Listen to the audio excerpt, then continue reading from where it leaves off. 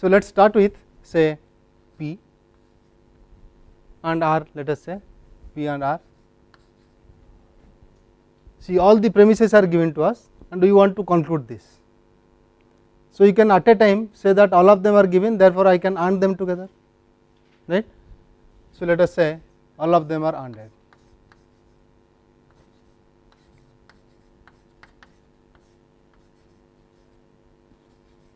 Q. So, this is the proposition we get by taking conjunct of all the premises. Okay. Now, I can apply some associativity rule or commutativity rule, because we want to see that Q and S are together. So, how can I get Q and S together? I have to move out all the other things, right. So, use commutativity and associativity. So, once you have associativity, this parenthesis can move anywhere. Once you have commutativity, their order can change, right. So, we can just comment out that we have using commutativity and associativity. So, by using this I can write as P and P and R and T as 1 and the other as S and Q, or if you take commutativity you can write also Q and S, right. So, let us write that.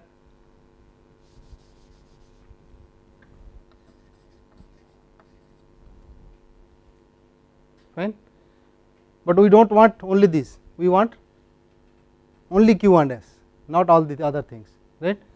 So, what would give us that? The law of elimination, which says x and y, from there you can conclude x, from x and y you can conclude y, right. So, that is called law of elimination. Using that we can go for this entails Q and S.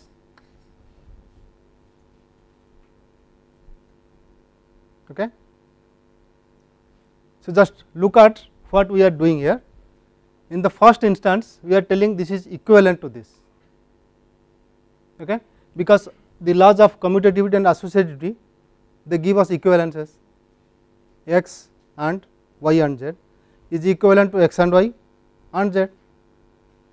Also we have commutativity in the form x and y equivalent to y and x, that is a law, but in that law we first consider x and y or z even as propositional variables, then those propositional variables have been substituted here, right.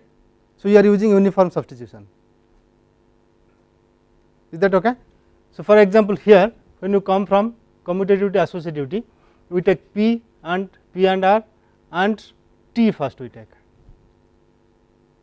So, associativity is used, commutativity is also used, both the things used simultaneously with uniform substitution, right. Then from this step to this step again the same procedure, x and y entails y. So, x and y are considered as propositional variables, there you substitute x as this, y as this, then you obtain this. So, see that all the laws and the meta theorems are in work. Okay. So, these laws, these meta theorems like uniform substitution, we are not mentioning it anywhere, because of those only we are able to apply the laws. Okay. So, we will not mention them even, since they are, it is permitted, so we proceed, that is the way it will proceed.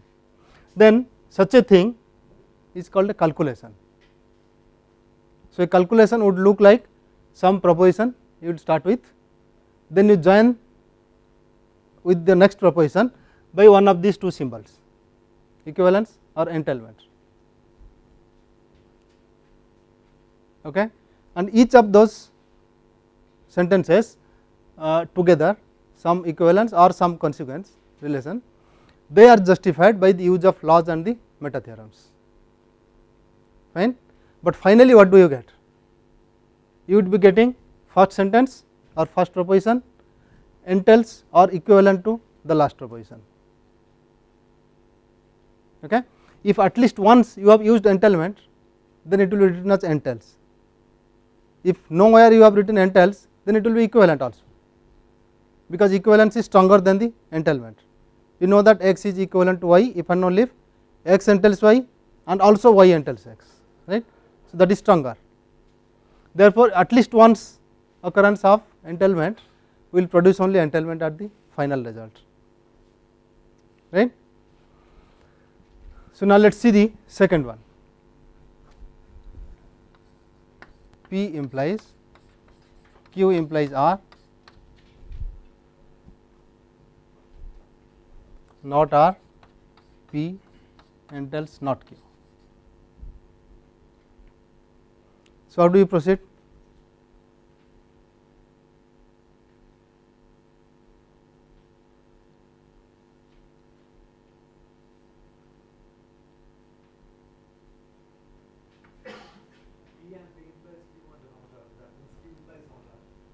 P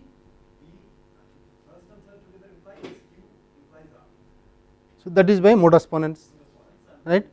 P implies Q implies R. So, this gives modus ponens Q implies R. Now, Q implies R not R gives not Q by modus tollens, its name is modus tollens, right. So, you can write a calculation. So, we start with P implies Q implies R. Now, if there are many premises, so you may not like to add them all together at the beginning. What we do is, as we go along, whenever we need a premise, we just add it together. Then in that case, on the documentation line, we will be writing P, that something else we are introducing here, which is a premise, right. So, for example, here we can start with one P itself, because we need it from the beginning itself, right. So, now our plan is to use modus ponens here. So, we just write document it as modus ponens, which entails Q implies R, right. Then what happens? With Q implies R, we want to add also not R, fine. So, here itself you can add not R, or from here you can plan what is happening, right. So, in that case you say this and not R. So, here first thing is you are using a premise, right. Next thing is you are using modus tollens to conclude the next sentence. So, write modus tollens and this entails not Q, that is the end of it. Modus tollens says x implies y, then not y, this entails not x.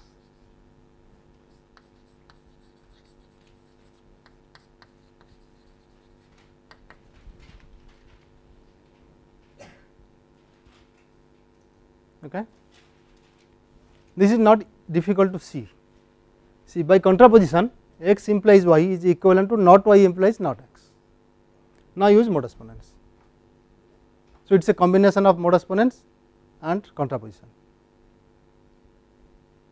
Okay. Let us see the third one.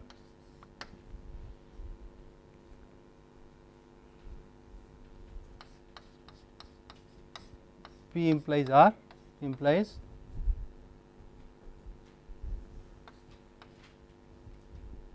not P implies not Q implies Q implies R.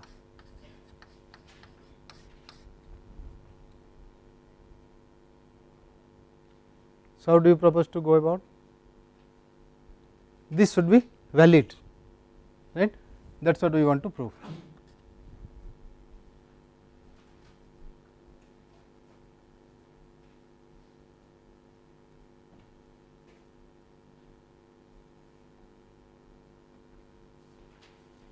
It looks a bit clumsy, because from P implies R you are getting all those things.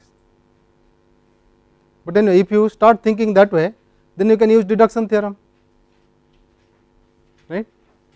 So, by deduction theorem you can start from this, prove the whole thing after the implication sign. Again that is an implication sign.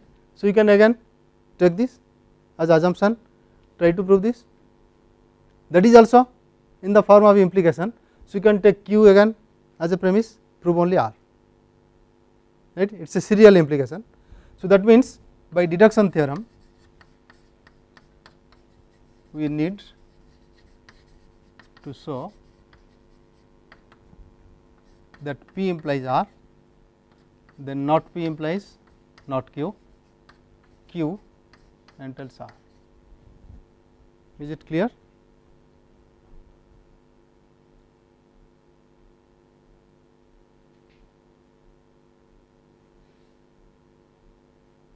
There are 3 steps. First step is P implies R, this entailment goes here, replaces the implication sign, right. P implies R entails this whole thing. Next step is again that is in the implication form, conclusion. So, you say P implies R, comma, not P implies not Q, entails Q implies R. Next step again bring Q to the left side. So, you obtain this.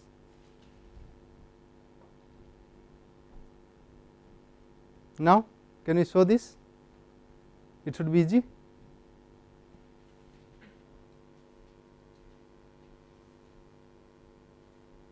Yes?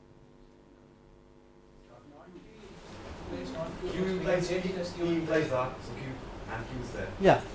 So, suppose you want to use modus tollens, then this should be in the form not Q, which is because Q is equivalent to not Q by double negation, right. So, you can start from there. So, let me start with say Q and I intend to use double negation. Okay. So, that is equivalent to not Q and I introduce another premise. So, and not P implies not Q.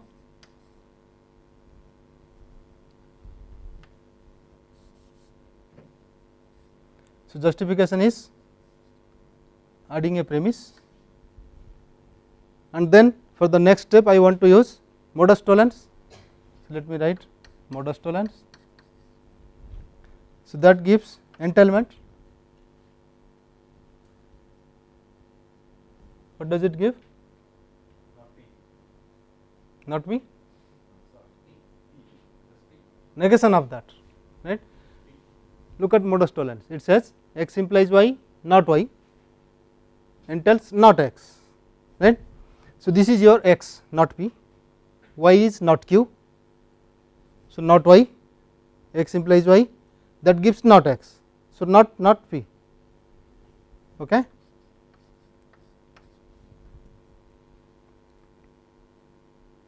Is that right?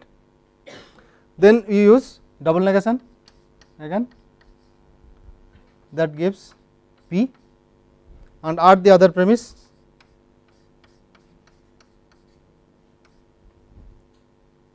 So, you have used another premise here and plan is to use modus ponens. So, that gives Q R.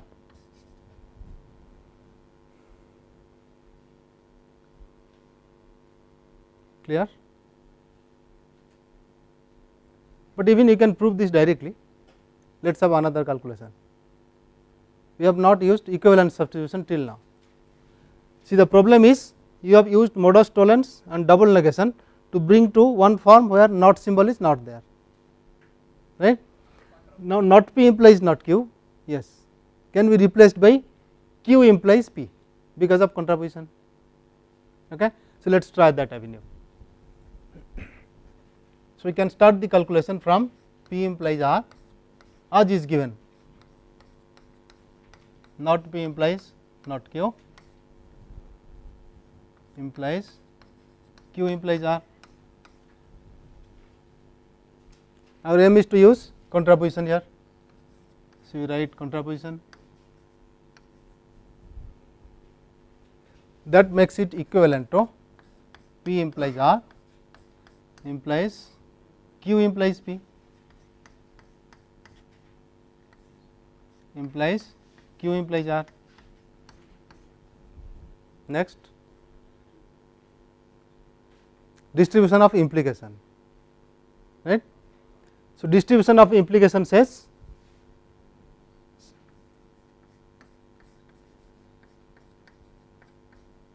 this is equivalent to x implies y implies x implies z.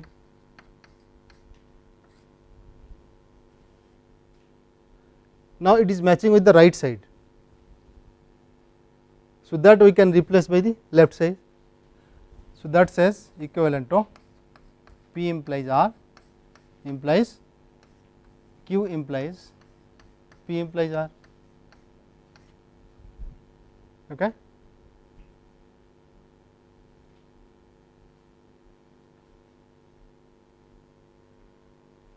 Is that right? Then this is your distribution of implication that we have used.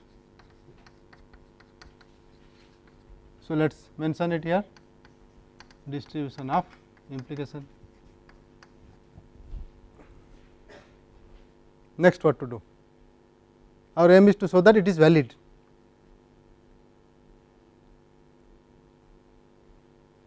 Well, this itself is valid. It is your hypothesis invariance.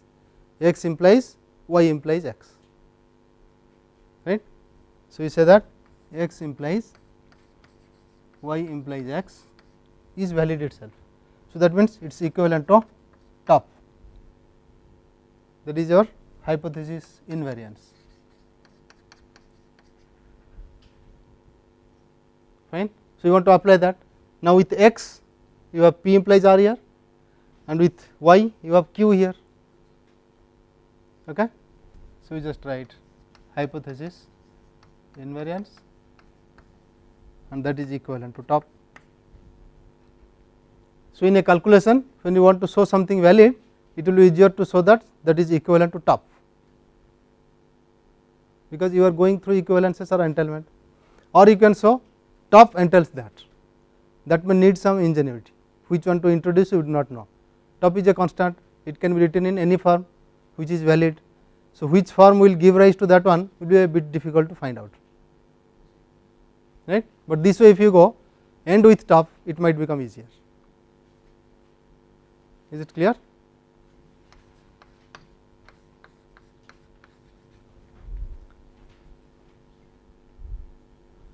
P implies Q implies R. Next premise is S implies not P. Next premise is not S and T implies Q. We want to show that this entails T implies R.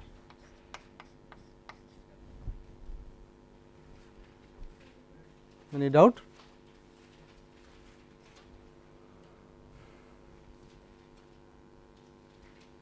So, take a little bit of time to see how to form the strategy.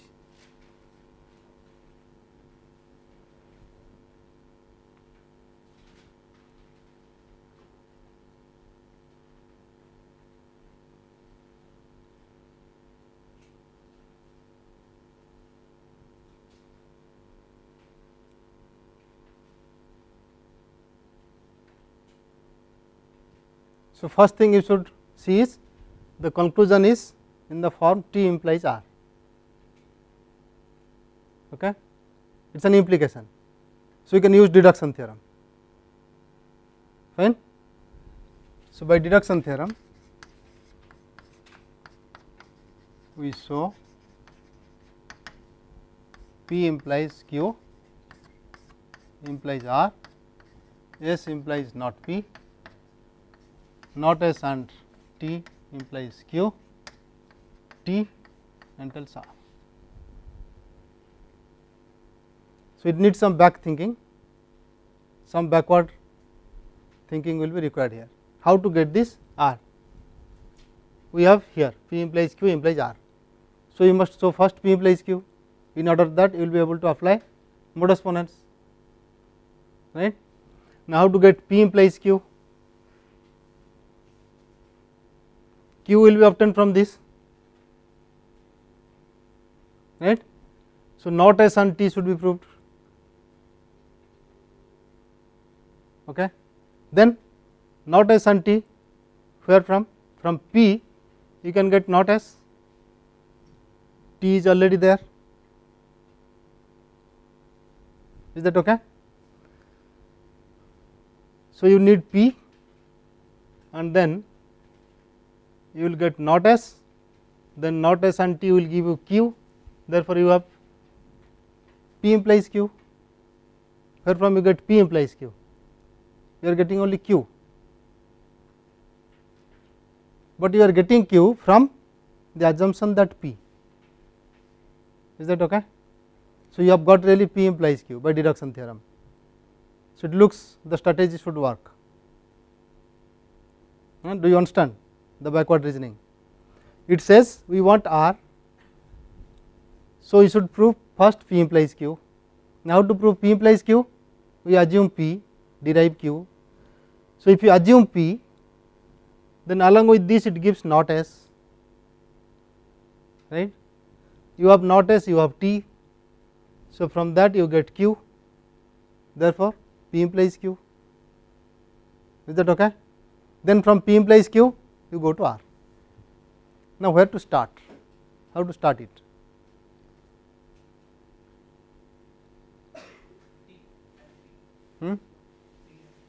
T?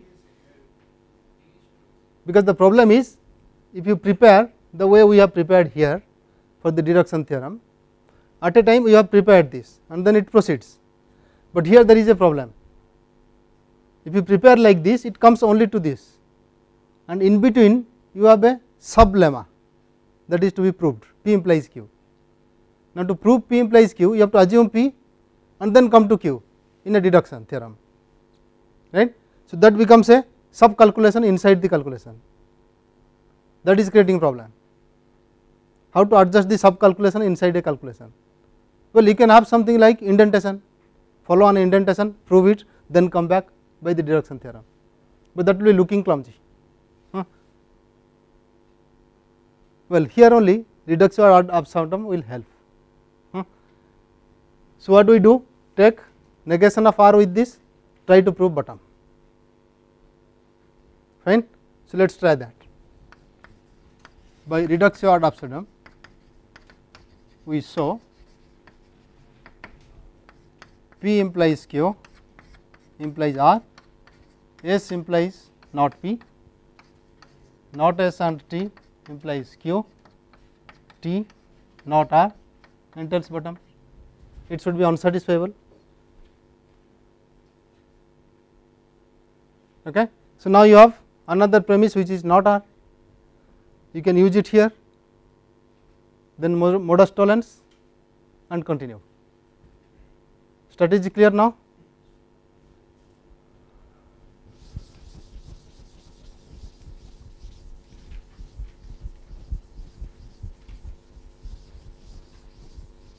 So, let us start with not R, which is a premise, and then add also P implies Q implies R.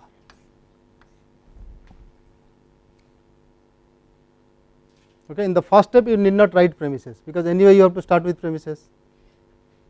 Okay. So, two premises we have taken. Our plan is to use modus tollens, not y, x implies y gives not of x, fine. So, let us write modus tollens which gives entails negation of P implies Q. But how to use negation of P implies Q here? You have to use it some of its equivalent form, right. So, its equivalence is P and not Q, right. Negation of P implies Q is P and not Q. So, that is called as implication, right. You can say implication. So, law of implication that gives equivalent to P and not Q. Now, then we have to introduce some more premises. Which one we will take? Either this or this, because Q is there, P is also here. So, one of these you can use. Which one? Choose. Which one will use? This or this? it is non deterministic, you have to choose something then start with. This one S implies not P, okay. So, and S implies not P. So, we are using a premise here, and then what else? P is modus tollens, you want to use modus tollens because S implies not P is here. So, first you have to bring it to not Y form, right. So, double negation,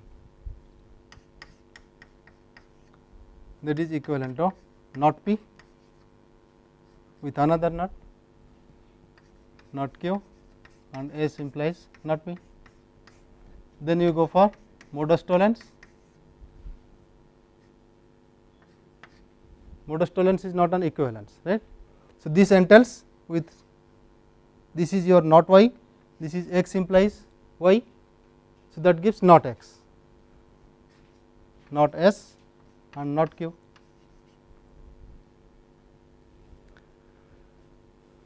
Not S is here, T is also here. So, you can use a premise T, this is a premise, but not only that, you need not S and T implies Q also.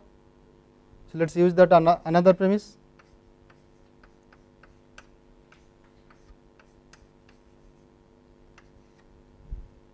Okay. Is that clear? But then we want not S and T together. So, you need associativity and commutativity of and, fine. So, let us write that.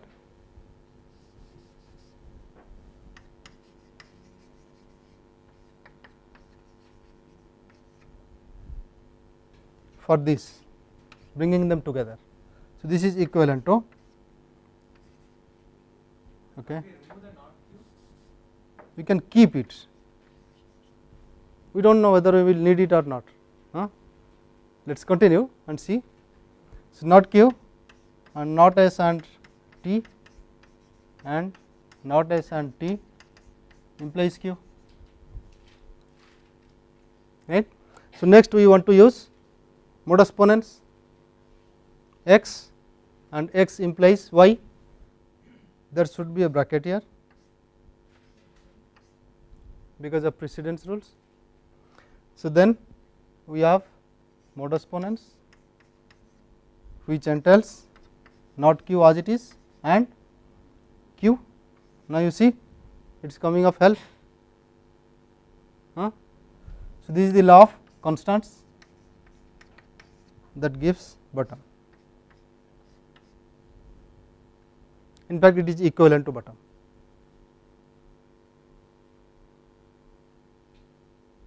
Is it clear?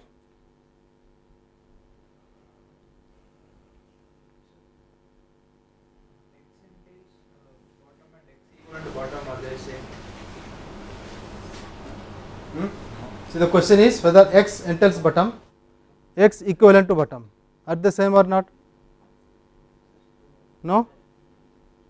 Answer should be yes, because bottom entails anything trivially, right. So, when we say X equivalent to bottom, it means X entails bottom and bottom entails X, but bottom always entails X, right. So, therefore, they are same, X entails bottom or X is equivalent to bottom. Is it correct? So, we need only bottom here anyway, it entails is enough for us, but you can write also equivalent here. Finally, anyway it is entails bottom because there is at least one entail symbol here. Okay. Since it is implication, we can simply start with P and R as a new premise and your conclusion will be this one only, right. So, by deduction theorem it is enough to do this entailment, right. So, when you are making the strategy, you look at the conclusion, it is in the form of not W implies V. So, there is one way, not of W implies V is equivalent to W and not V, right. So, from all these premises you can infer W, you can also infer not V, then AND them together and conclude this, that is all right. Or there is another way, you can use reduction absurdum. So, that W implies V once taken as a premise will give you bottom, that looks easier here, right. You do not have to do so many calculations. Okay. Let us take that view. So, we add W implies V as a premise and try for reaching bottom. Okay. So, just one application of deduction theorem, one application of reduction ad absurdum. Now, we can think where to go. See, all these are implications except one, which is P and R, from which you can use P, you can use R also. So, let us take P. If I take P, I would get not Q, not Q would give me T, right, T would give not V, okay. Let it be there, not V, you can take not W also, but does not matter, stop at not V even. So, from P I can get not V. What can I get from R? R gives S, S gives not U gives W, W gives V. So, V not V will give bottom. Is it clear? So, let us start. We start with P and R. So, this entails P, but our strategy says we want to use also R, right. So, let us keep R throughout, right, that will also be helpful, we will not eliminate now. So, then from P I want to use P implies not Q, right. So, I can just keep R as it is and then manipulate all the others, fine. So, instead of entails P I will introduce a new premise P implies not Q and keep my R as it is. Okay. So, let us start with this AND P implies not Q, this I can start with. So, I want to use modus ponens, so that gives R is kept as it is and P implies not Q gives not Q. So, it is not only modus ponens, I have used commutativity, R comes beginning, associativity I have not used a parenthesis anywhere, and is there, right. So, both the things are used implicitly here, associativity and commutativity, fine. Now, with not Q our plan is to use not T implies Q. So, introduce another premise here. So, I have used a premise and then we want to use modus tollens. So, that gives R and not of not T, right. So, at a stage if you want you can put double negation here, okay. So, not of not T will be equivalent to T now, fine. With T, which one? This one, modus ponens. Had this not T been on the other side I could have used modus tollens, right, but it is on the left side, so I can't use that, but this one I can use by modus ponens. So, introduce another premise T implies not of V. So, premise and modus ponens, that gives R and not V. So, our plan was to keep not V there, start expanding from R, right. So, then for that we need another premise which is R implies S. So, we will use P and then R implies S will give by modus ponens not V. So, let us give not V here and R implies S will give us S, fine. Then our plan was to use S implies not U, add a premise and then use modus ponens to get not V and not U.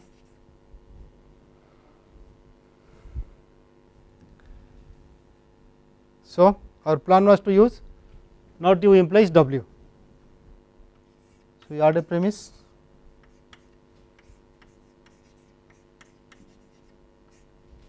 and use modus ponens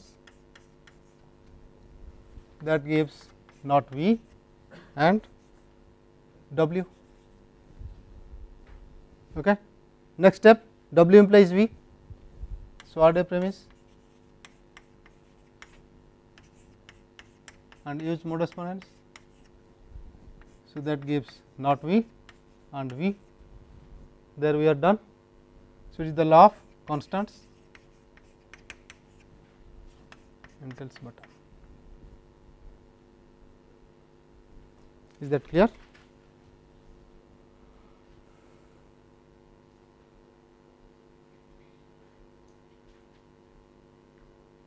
Okay.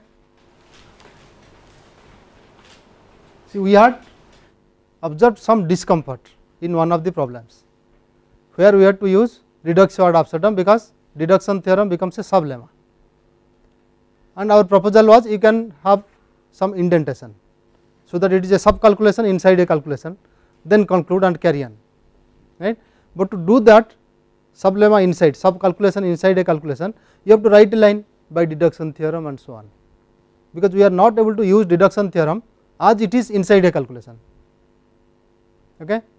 The sequence of steps which are joined by equivalent symbol or entailment symbol prevents us to do that, right.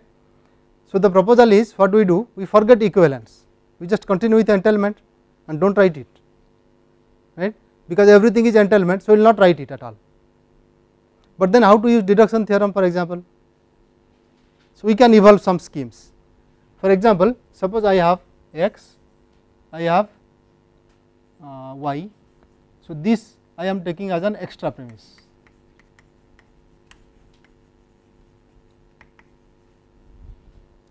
and I see that by entailment relation all these entailments gives me y. Then I conclude in the next step x implies y. But when I conclude this x implies y, here this extra assumption is removed, it is no more an extra assumption. Without assuming anything, I could have concluded x implies y by deduction theorem. That is the way deduction theorem should work, right. Assume some extra premise and then conclude y, then finally you say without assuming that extra premise I could have got x implies y, right, because deduction theorem says sigma union x, x is an added premise, entails y, therefore sigma entails x implies y, fine. So, these things can be incorporated provided you do not have a calculation like this, but just continue the proof thinking that everything is an entailment,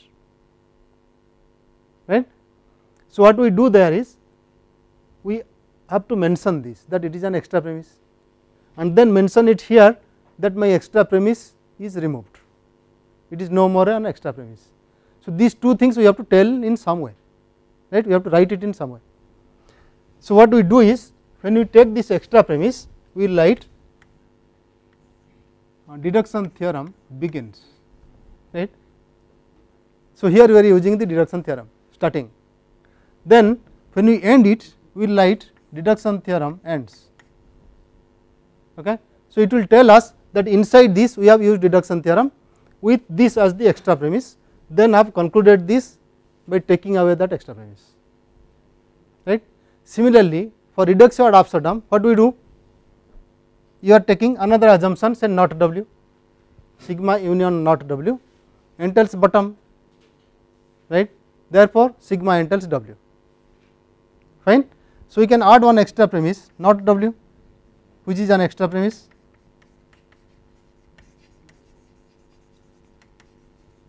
then finally with entailments we get bottom, and the next step should be w without this extra premise anywhere. By assuming this extra premise, whatever sigma is used, those premises from sigma can be used here also inside this, but then after this once we derive bottom we say that this extra premise is now removed to say that all the other premises used entails W, that is what reductio ad absurdum is, right. So again here what we do, we will just mark it with reductio ad absurdum begins, and then when we conclude this W after the bottom we will write reductio ad absurdum ends, right. So we are just thinking it loudly, how to implement it we will see, is that clear. But the thing is this is not clearly eradicating our sub lemma, sub calculation, we have to use that somewhere. So that will come as a nesting. So inside this deduction theorem there can be another deduction theorem, okay. So we will write this as 1, this as 1, and again inside this we will write deduction theorem begins, but it is the second loop and then it should end somewhere else inside that loop itself. If it crosses the loop then it is wrong, it is a wrong use, because by that you have assumed both x and the other one, right, that is not permissible. So that means we can have loops like this, a nesting of structures of DTB, DTE, we can number them. Similarly this also, and when both are involved there should not be again any crisscross, that should be a nesting of this inside that, or that nesting should be inside completely this, right. Is the plan clear? So such a thing which is written in this fashion where deduction theorem, reduction ad absurdum both are included is called an informal proof. It is not very formal, because to make it formal we have to give some meta arguments, okay. We will call it an informal proof. Let us try the fifth one to illustrate how this informal proof proceeds, because we know already how it is going, it will just go the same way, but now deduction theorem, reduction ad absurdum will be used inside, okay. So we start with the original, not with this form. So we start with P implies not Q,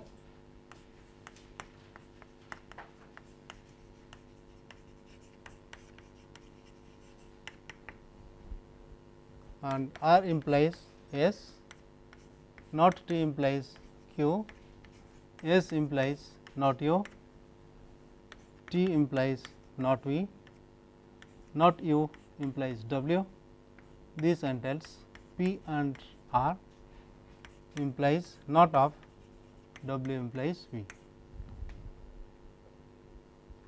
okay. So what is our plan? To use deduction theorem. So we start with P and R as the extra premise, just look at that proof, you can understand how this proceeds. So we will have 3 columns now in an informal proof. First one we will give the line numbers so that we can refer them back, right. Second one we will have the correct proof, third one we will have the documentation just like our this MP, P, MT and so on. So we will be starting with P and R, its justification is extra premise which is deduction theorem begins, okay. So second line is from P and R we are using P implies not Q as a premise, so we can just add it again P and R and P implies not Q, justification is it is a premise, okay. Or there is another version, you have already P and R, so why to write it? Earlier we are writing it because entailment equivalence it is there, since it is there, it is already there as a premise, so we simply add P implies not Q, say that it is a premise, then use both the lines, okay. So we say P implies not Q, fine. Now third line from P and R, P implies not Q, we wanted to conclude not Q by modus ponens, but we cannot as it is, it has to be P. So let us write P, P and R implies P, right, it entails P, elimination, so it is 1 elimination,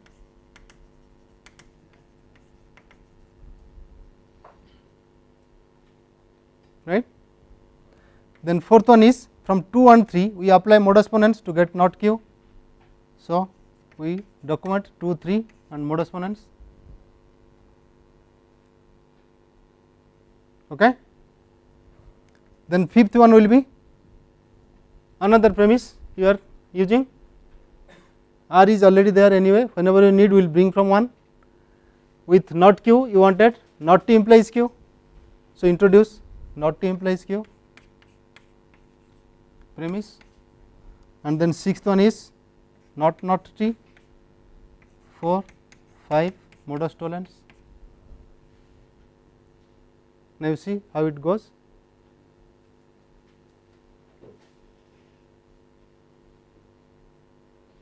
So take it as an exercise and complete it.